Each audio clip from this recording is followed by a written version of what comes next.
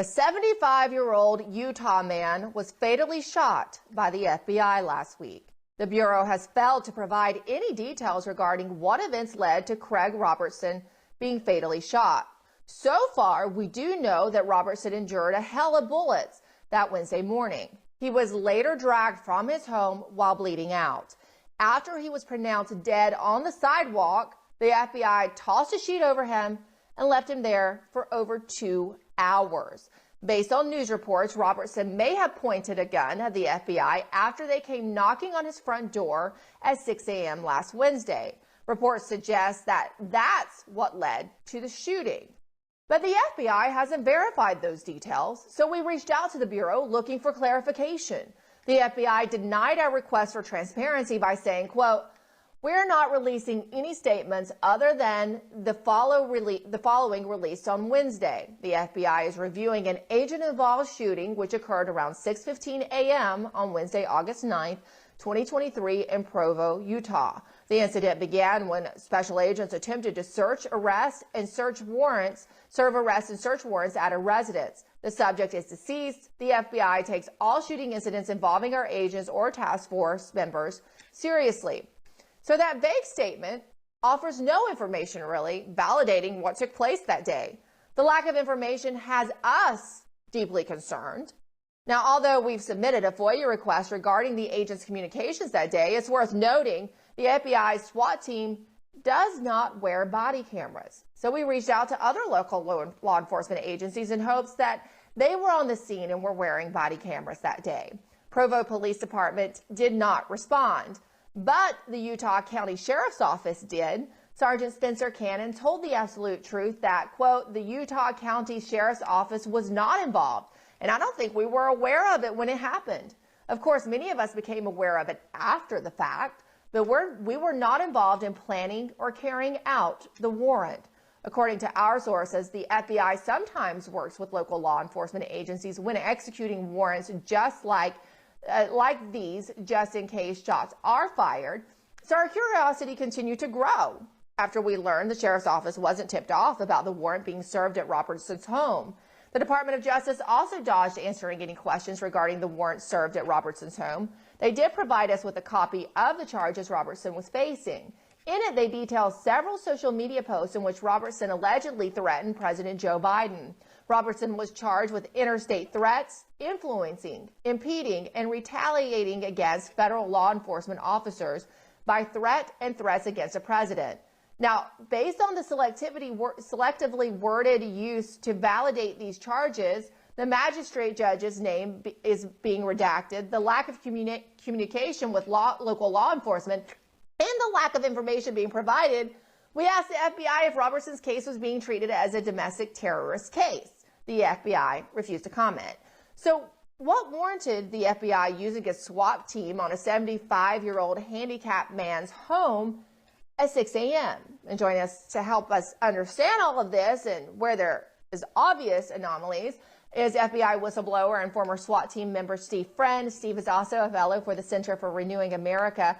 Steve, I'm so glad you could join us today because I know you heard there's lots of questions we have regarding the shooting, and the FBI, DOJ, they're not giving up a lot of information. I do want to share this quote from a neighbor who reportedly told The Desert, quote, you hear them yell, shots fired, he has a gun, and then a whole bunch more shots.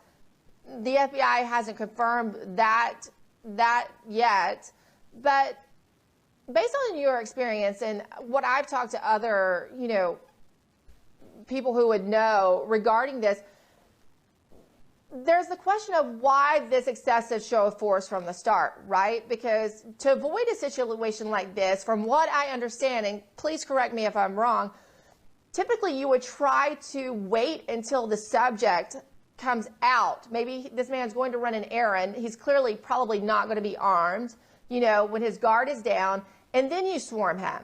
You don't raid the home. Is that correct? Yeah, that would be extremely correct. There's definitely some less aggressive means to bring individuals into custody. And there's a couple of factors that are at play here, I think, that are worth noting.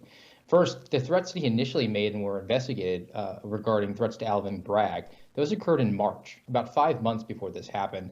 Agents were sent to his house. He basically said, "Get off my property and get a warrant." And then he proceeded to make additional online threats against those agents. So either the FBI kept that case open just to keep an eye on him, maybe pad the domestic terrorism stats that they have, or they brought it to a federal prosecutor, and the prosecutor kind of just took their time too long to the extent that the threats were not imminent anymore and it was going to be hard to charge.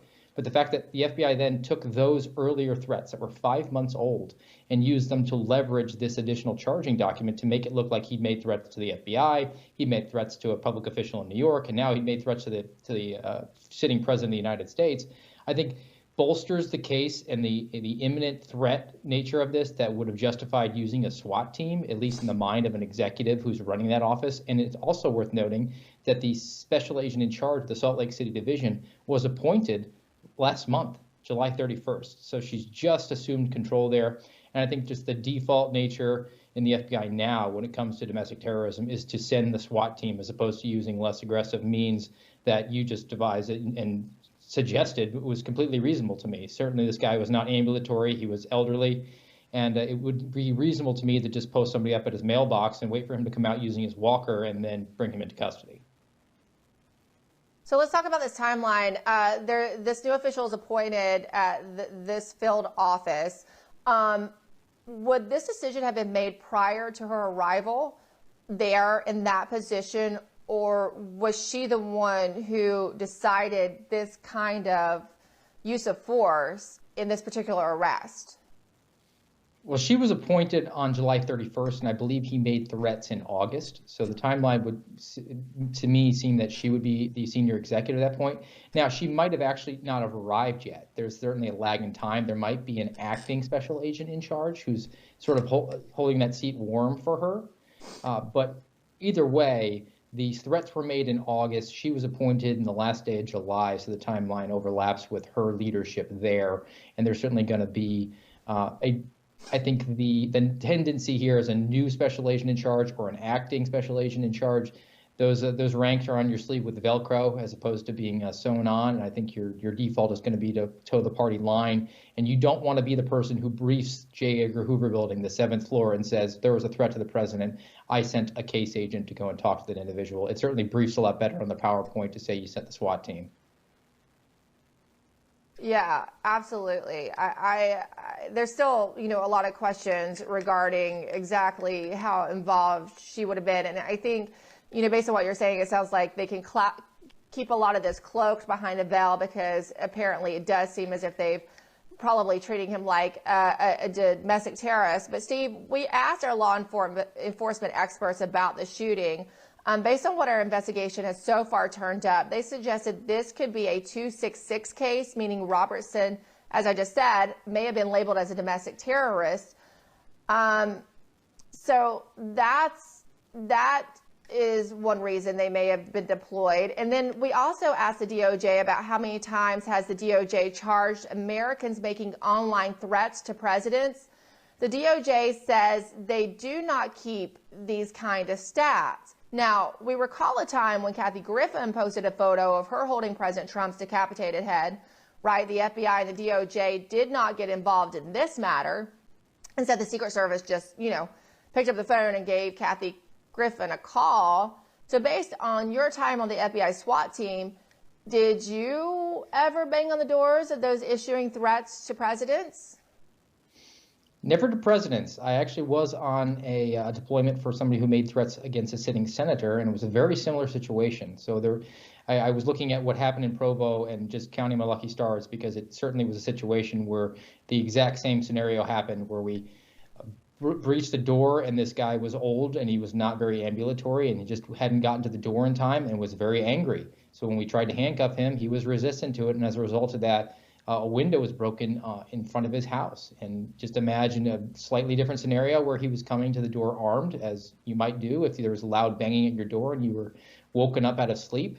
So I could definitely see the overlap there, and the fact that the FBI introduced that level of violence. It might be by policy a good shoot. He might have presented a weapon to him, and if that's the case, the operator has to take that shot. But the fact that the FBI introduced that level of violence when it wasn't necessary, to me, is just another notch in this body of evidence that we have that the FBI is militarized. It certainly has an overly broad matrix when it comes to using the SWAT team. Just the threat of violence or the suspicion that somebody might have a firearm or even a large dog on the property justifies using SWAT, and that needs to be looked at and narrowed, because certainly here, this guy, he may have committed a crime and he should face justice for that, but the use of a SWAT team I don't think was appropriate by any reasonable consideration. Yeah, and when I look on social media, again, you just have to wonder at the disparity, because I see lots of threats against President Trump and have over the years, and I don't recall ever hearing of someone's home being raided when they threatened President Trump in a similar way. No, I don't either. But these volumes of threats come in, and I think now the FBI is just is showing itself on a daily basis. I mean, this was one event that happened last week for the FBI, and a slew of malfeasance, and it just continues to reveal itself to be a weaponized and a political arm of the Biden administration. Yeah, and speaking of a similar topic, I do want to get to this development. I want to get your thoughts on Attorney General Merrick Garland appointing Delaware U.S. Attorney David Weiss as special counsel. Weiss apparently placed a request to be the special counsel investigating Hunter Biden. Weiss was able to prove his loyalty to the Biden regime by putting together a sweetheart plea agreement, which later fell apart in court because even the judge thought it was so ridiculous. Weiss will now be able to prosecute federal crimes in any federal judicial district arising from the investigation of these matters. But it's likely Weiss will try to put this into a liberal courtroom, right? It kind of takes it out of where it was.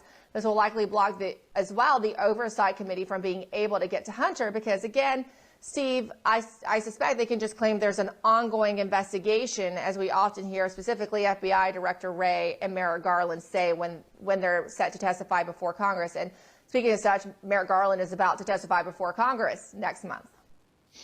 Absolutely. This definitely makes this investigation sort of out of the reach of the Oversight Committee. They can just say, look, this is being addressed, and it creates a tit-for-tat narrative that the Democrats can say, well, look, we're going after Donald Trump, but we're also going after the Biden family.